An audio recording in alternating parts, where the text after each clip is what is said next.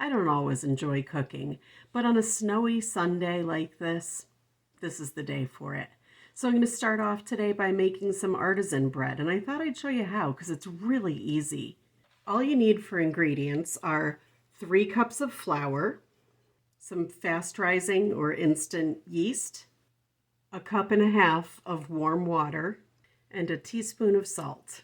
Now, you can also add other herbs to your bread. I like to add rosemary sometimes, so I'm going to be putting a little bit of that in today, but just a little dash. It doesn't take much to flavor your bread.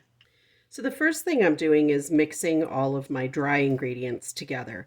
I have my flour and my yeast in there already. I'm going to add my salt, and like I said, a little bit of rosemary. I don't really measure it, but don't go wild. That's plenty right there. And now just give your dry ingredients a little stir to get them all together. And then we're going to add the warm water to the mix. The water has to be warm to activate the yeast, but not too hot because that won't work either. So just warm. We're just going to stir the dough together. Well, stir the ingredients together to make a dough. Doesn't take long for this to come together. And the nice thing, one of the nice things about this recipe is there's no kneading at all required. So you can just mix it up, and then we're just going to let it rise and bake it. That's about all there is to it. Really, really easy to make this kind of bread. And it comes out delicious. This bread is the kind that is like crusty on the outside and soft on the inside. And you can see it doesn't take long for this dough to come together at all. It's going to be a little bit like shaggy like this. That's okay. That's actually just the way you want it to be. Just mixing it a little bit more to incorporate some of that flour down in the bottom that's hiding out.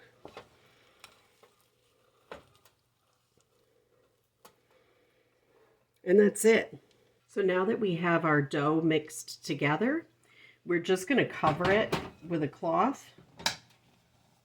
I just keep this towel that I use, and I'm going to put it in the microwave just to get it out of the way and to keep it in like a warm, safe space to allow the dough to rise for about an hour. You can let it rise for longer than that, but an hour minimum. The only special tool that you need to make this bread is a Dutch oven. It doesn't have to be cast iron like mine. As long as it's something that you can cover and put in the oven, that's all you need. So while I'm already in the kitchen today baking bread, I figured I'd make some soup too.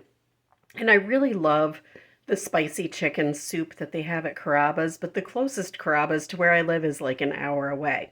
So I'm going to make a copycat version of the Carrabba's spicy chicken soup. So I've got most of our ingredients together here. We have an onion, half of a red bell pepper, a potato, a carrot, a couple of stalks of celery. I love this better than bouillon. I use it when I'm making soups, gravies, all kinds of things all the time. It's fantastic. Some minced garlic, Italian seasonings, olive oil, white pepper, can of petite cut diced tomatoes, some red pepper flakes, and ditalini pasta. I started off by adding some olive oil to my pot so that I can toss my vegetables in there as I get them chopped up, and that way I can give them a quick saute to get started with my soup. So make sure you rinse your vegetables that you get from the store. I've already removed the inside of this pepper, and I'm just going to dice it up.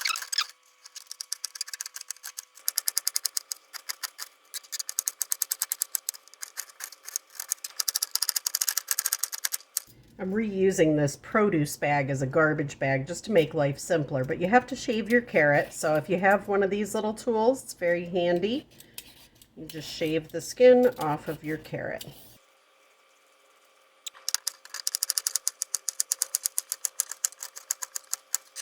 And now I've got my garbage bag back out so I can skin my potato.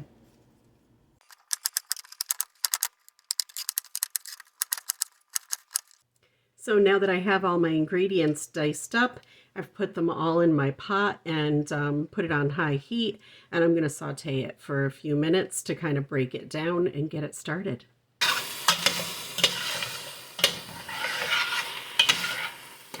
This is already smelling so good. Now while that's sizzling away, I'm going to get some broth ready by adding some of my Better Than bouillon to some hot water.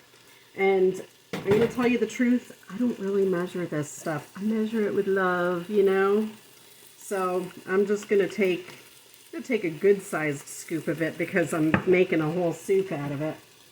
And I'm just kind of dissolving it in this water. Now I'm going to be adding more water to this soup. This is just to create like a stock to start with, okay? So now I'm going to add some diced minced garlic to my mixture. Again, I'm not big on measuring when it comes to soups. I just toss stuff in there. Okay, and now I'm going to add my broth. Just going to add a little bit to start. And my diced tomatoes. Woo! And stir that in. And this is when we're going to add our red pepper. I'm giving it a healthy shake. One of the things I like about this soup is that it's spicy. Some white pepper.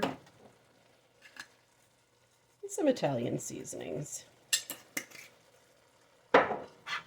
Don't forget, you can always add more, but you can't take it away. All right, I'm adding the rest of that broth. It still had a little bit that wasn't mixed, but that's okay. I'm going to add more water. And more water, as promised. Give it a nice stir. We're going to cover this and let it simmer for an hour. And don't forget to clean as you go so you don't have a big mess when you're all done. Much easier that way. Did you think I forgot about the bread? I didn't forget about the bread. The bread's been rising the whole time I've been starting this soup. Now I'm going to get my Dutch oven preheated. So I'm going to set the oven at 450 degrees and put the empty Dutch oven inside of it. Okay, so my dough has been rising for an hour, and you can see that it's much bigger than it was before. Now, this is why this is so easy. I don't have to knead this. I am going to turn it out onto this parchment paper that I've prepared. I'm going to fold it a couple times, and then I'm going to pick it up right in the parchment paper and plop it back in the bowl, cover it back up, and let it sit for another half hour. See, it's a little sticky, but it's not terrible.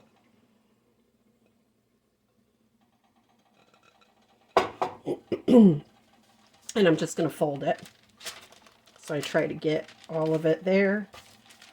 Sorry, I have such a small area to work with here. That's it. You don't have to be perfect. I'm far from perfect. I don't know what the hell I'm doing, but I do it. Somehow end up with edible food. So there we go. I'm just going to pick it up, like I said, parchment paper and all. Plunk it back in that bowl. Blech. And cover it back up and put it back away for a half hour. Okay, it's been a half hour, so I'm going to take my hot pot out of the stove. Make sure you use pot holders for that. That thing is hot. Take the lid off. And I've already got my dough here ready to go. And now all I have to do, because I put it in the parchment paper already, is just pick up the whole parchment paper and drop it right in there. Now I can just put the lid back on and put this back in the oven.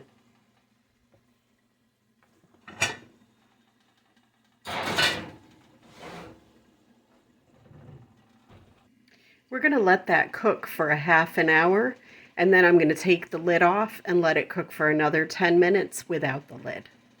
So our soup has been cooking away for an hour now, and now, I got to turn that down some more. I'm going to mash it up a little bit, because with this particular soup, we don't want big chunks. We want it to be kind of all together. And I don't have a potato masher or anything, so I'm just using a soup ladle and just squashing it together a little bit. You don't have to like make it completely smooth or anything. We're just trying to get, you know, part of it smushed down.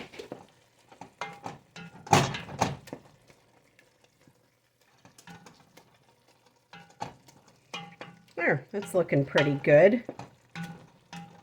Get the idea. So now that we've mashed that up a little, we're going to add our chicken and add more liquid to it as well. So I've already cut up my chicken. I had bought a rotisserie chicken and I just took it apart, cut it up, throw that in there, and now I'm going to add some water.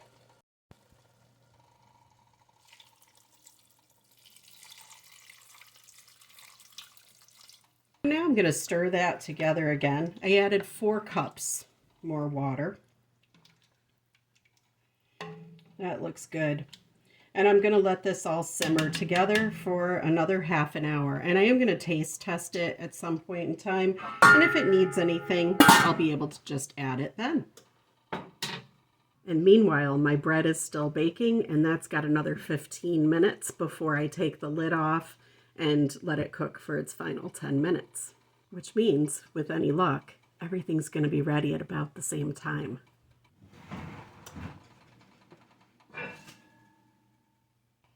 So I just took the lid off of the bread and put it back in for another 10 minutes, and I'm going to check the soup right now. Oh, it smells so good. I gave the soup a little taste while I was stirring it, and I thought that it needed a little bit more chickeny flavor, so I added some more of that better than bouillon to it, and I also added a little salt to it. Bread's done.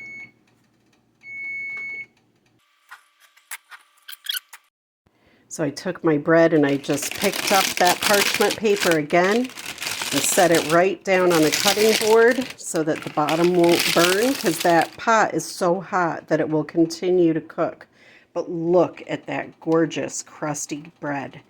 And wait until I cut into that thing. It's so good. Now, while I'm waiting for that bread to rest, I'm going to throw my pasta right into the soup and let it cook together in there. And that way I'm going to be able to have my lunch. Carrabba's uses ditalini. My ditalini is a mix of ditalini and elbows, because my boyfriend didn't realize that it was ditalini and threw them together in there. So I'm just going to stir this in, cover it back up, and let it finish cooking. Okay, let's cut into this bread.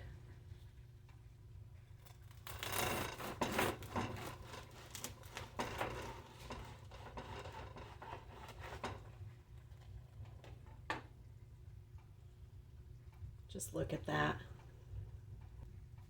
I'm going to throw a little butter on this. Put a little butter on there. Oh, look at it. It's so warm. It's just melting. Can you see that? The moment of truth. Mm.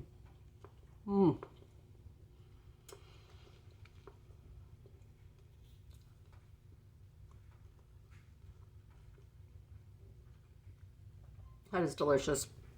That top crust is very crispy, and the inside is so soft and delicate.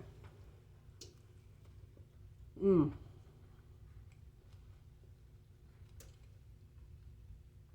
That is good. That's really good. And I just got myself a bowl of soup. Look at it. Look at how good that looks. Oh my gosh. It's so hot. I don't know if I can even really taste it right now.